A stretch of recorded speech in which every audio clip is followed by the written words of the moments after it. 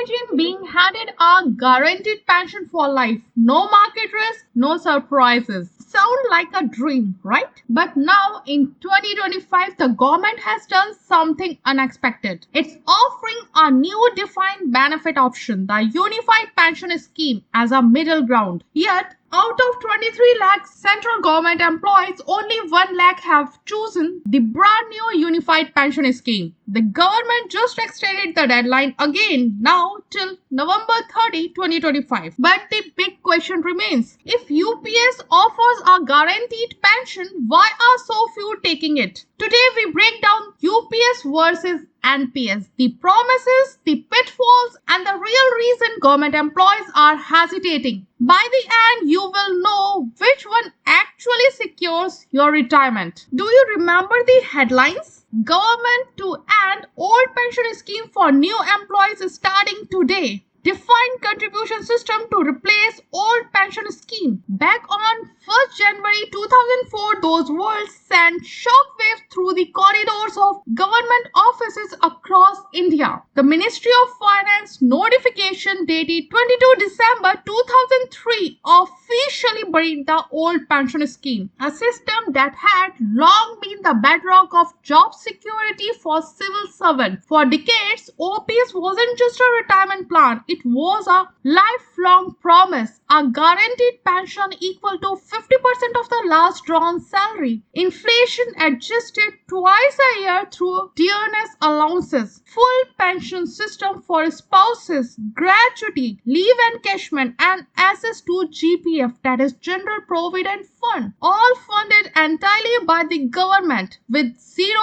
risk to the employees. It's no wonder that even 20 years later, employee unions are still demanding its return. Because in the world of market instability and uncertain returns, OPS wasn't just generous, it was unshakable. And that's exactly why the sudden shift to new pension system, a market-linked contribution-based model, felt less like reform, more like a betrayal to many. So what exactly is the National Pension System and why it has become both a lifeline and a lightning rod for debate? Launched on 1st January 2004 and regulated by the Pension Fund Regulatory and Development Authority, NPS is a defined contribution pension scheme, meaning your retirement income depends entirely on how much you and your employer contribute, how long you stay invested, and how well your chosen funds perform in the market. Unlike the old pension system's ironclad promise, NPS offers no guaranteed pension, only market-linked returns, with investments spread across equity, corporate bonds, and government securities. For central government employees, the structure is clear. Employee contribution 10% of basic plus DA, government contributes 14% of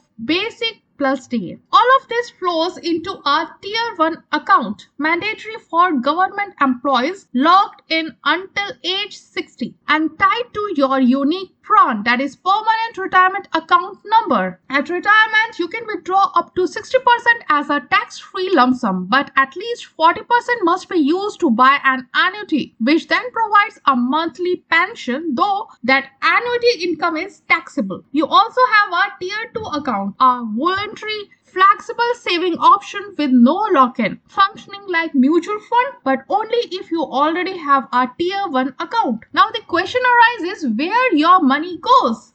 You get to decide your risk appetite. Scheme G100, 100% government securities. L25, maximum 25% equity. Conservative, right? LC50, up to 50% equity, moderate. LC75, 75% equity until 35 years of age. So, active choice. You pick the exact equity that mix. Or you can go for the default scheme. Equal split across 3 public sector fund managers. NPS give you control. You can choose your fund manager, pick your asset mix, like from ultra safe scheme G100, in which we are investing in 100% in government bonds, to aggressive life cycle 75 with 75% equity early on. Or let the system auto adjust based on your age. Life cycle funds. It's low cost, portable across jobs, and tax efficient. It aims to help individuals to build a retirement corpus through regular and systematic saving during their working years, ensuring financial stability after retirement.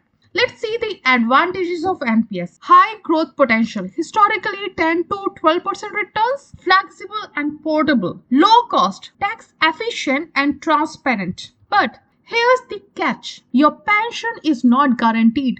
Market crashes, poor fund choice or low contribution consistency can leave you with far less than expected. And while average return hover around 10 to 12%, that's no comfort if you are nearing retirement during a downturn. That's why even as NPS expands with new 2025 reforms for private subscribers allowing 100% equity, earlier exit after 15 years, up to 80% lump sum withdrawal, annuity requirement may drop to just 20% and investment up to age 75, the anxiety remains. To make retirement income more predictable, PFRDA has proposed 3 new pension options under NPS. Here's what they mean in plain language. Number 1. Step up pension plus annuity. You tell the system how much monthly pension you want. You pay a fixed monthly amount called indicative contribution that stays the same unless you decide to increase your target. After retirement, you start getting monthly payouts from your own corpus. Year 1, 4.5% of your total saving per year. Each year after that, this amount increased by 0.25% for 10 years. At the age of 70, you use the remaining money to buy an annuity, a lifelong pension. This annuity pays for at least 20 years and continues for the life after that. If you pass away between 70 to 90 years, your spouse or children keep getting the pension until you would have turned 90. This scheme is best for people who want rising income early in retirement plus lifelong security later. Second, inflation-linked target pension. You set a target monthly pension like 30,000 rupees per month. You pay a fixed monthly contribution plus a 10% extra buffer to protect against shortfalls. For the first year after retirement, you get your full target amount. Every year after that, your pension increases with inflation. If inflation is negative, your pension won't go down. It just stays the same. This scheme is best for those who want a stable, inflation-proof income they can count on for life. Third scheme is pension credits, like pension building blocks. Think of this like buying mini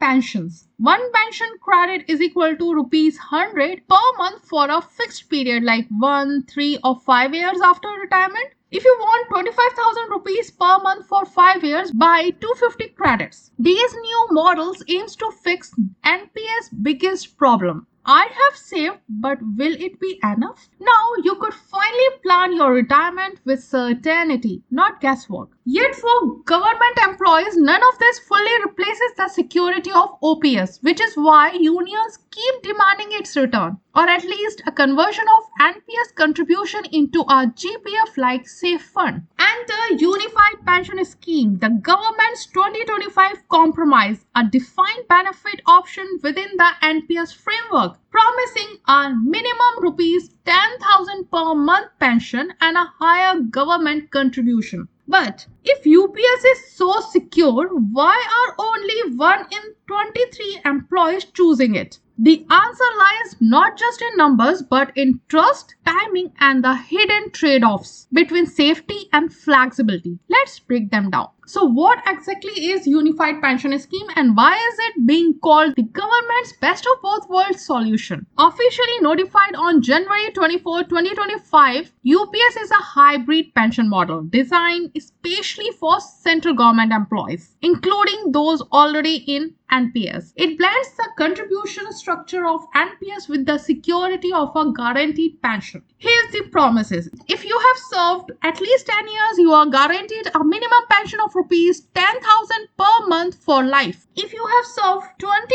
years or more, your pension jumps to 50% of your average basic pay over the last 12 months before retirement. And yes, dearness allowances is built in, so your pension keeps pace with inflation. Even if you have served between 10 to 20 years, you get a pro rata pension scaled fairly to your tenure. Plus, you still receive gratuity and a lump sum of 1/10 of your basic plus DA for every 6 months of services. Now here's where it gets flexible. At retirement, you can withdraw up to 60% of your UPS corpus, but your monthly pension will be reduced proportionally. Think of it as a trading some security for immediate cash. And if life throws a curveball, you are allowed up to 3 partial withdrawals after 3 years of services for things like home purchase, children's education, medical emergency, or even skill development. What about contributions? You still pay 10% of basic plus DA, but the government now chips in 18.5%, significantly more than NPS 14%, with a part of it going into a central risk pool to backstop the guaranteed payouts. In case of your untimely death, your spouse gets 60% of your last pension for life, a clear lifelong safety net. Now, UPS does have investment options, though they are more limited than NPS. 100% in government securities, LC25 or LC50. If you don't choose, you are auto-enrolled into the default scheme.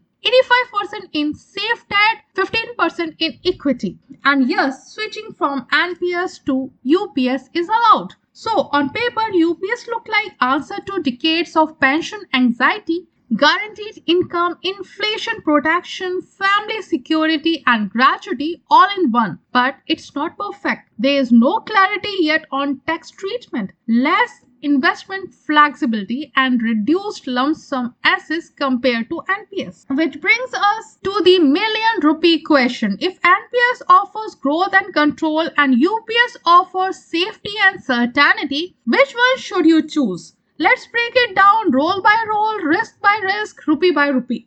Today we will recalculate everything for a government employee with the following profile. Basic pay rupees 80,000. Dearness allowances, that is 53%, is equal to 42,400. So the total is equal to 1,22,400. Service tenure 25 years, annual increment 5%, retirement age 60, expected NPS return 9%, and annuity return 6%. So at the time of retirement, basic plus DA is equal to 4.14 lakh per month. So in the case of unified pension scheme, monthly pension is equal to 61,200 plus future DA. We are not considering any pay hike or pay commission or promotion hike. We are considering today's income. In UPS and NPS, central government employees are eligible both for gratuity and leave encashment. UPS lump sum is equal to 20.7 lakhs. After retirement, if you invest 20.7 lakh rupees at 6%, you earn 1,24,200 annually and 10,350 per month. So your monthly income will grow to rupees 71,550 per month. But if you reinvest your full lump sum, then after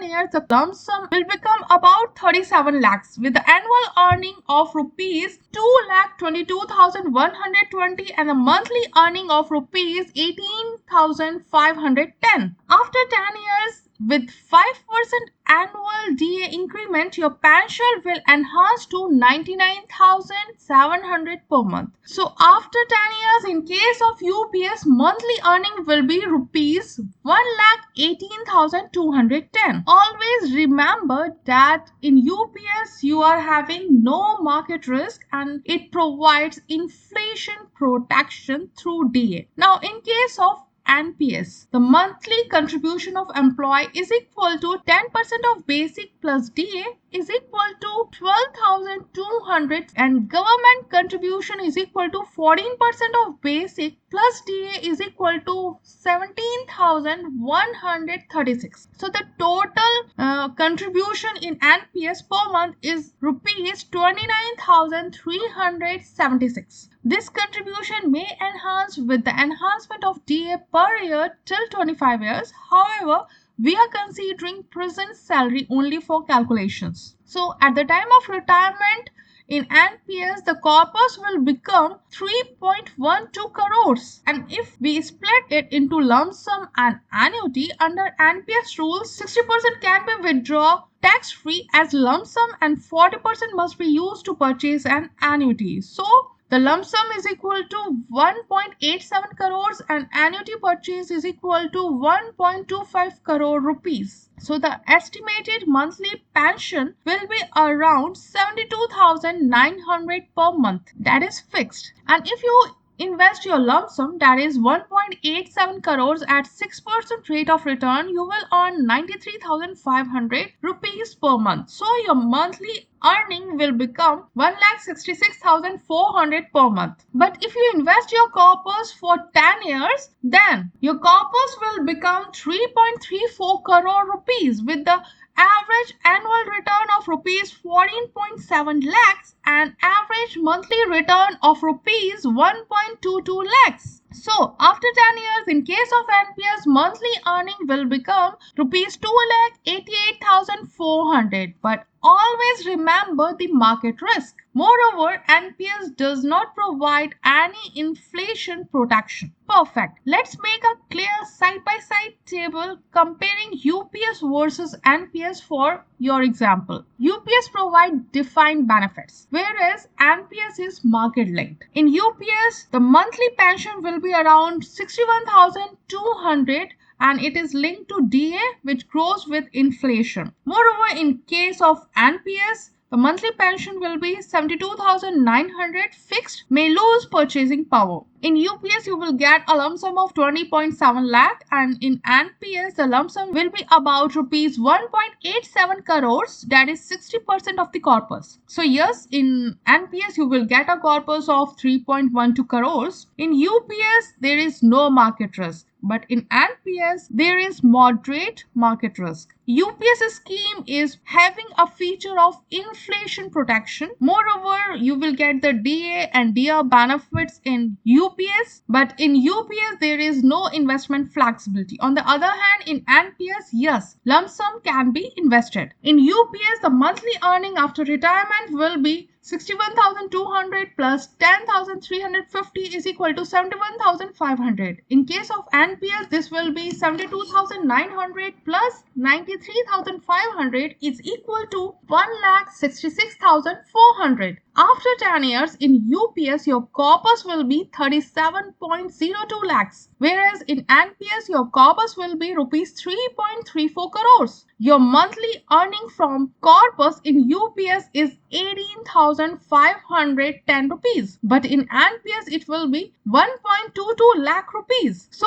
your total monthly earning after 10 years in UPS is about 1,18,210. And in NPS, your monthly earning after 10 years will be 2,88,400. So, there is no universal best, but there is a right choice for you. If you want stable, predictable, inflation-protected income for life, UPS is better. If you prefer flexibility, higher upfront wealth, and investment control, NPS wins. The deadline to switch to UPS is November 30, 2025. If you are eligible, run the numbers for your own salary and service. Because in pensions, your security is personal. This is BizLearners, simplifying business and policy for you. Don't forget to like, share, and subscribe for more real-world financial breakdowns.